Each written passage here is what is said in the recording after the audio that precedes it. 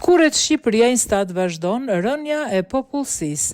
Në 3 muajt e parë të vitit 2025, popullsia e vendit ka pësuar të kurrje natyrore pasi janë regjistruar më shumë vdekje se sa lindje me një bilanc negativ prej 883 personash.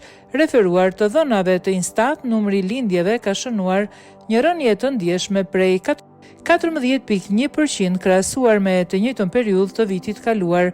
Qarku i Tiranës vazhdon të mbajë peshën më të madhe të lindjeve me një presje 750 regjistruara në 3 mujorin e parë.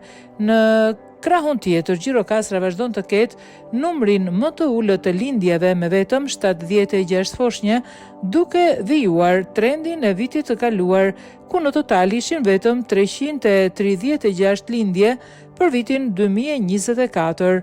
Megjithatë, pavarësisht se vdekjet janë ulur me 5.8%, ato vazhdojnë të jenë më të larta se lindjet. Vetëm në Tiranë regjistrojnë të paktën një presje 423 persona që janë ndarë nga jeta, ndërsa qarku i Shkodrës që ka shënuar rritje me 4.3%.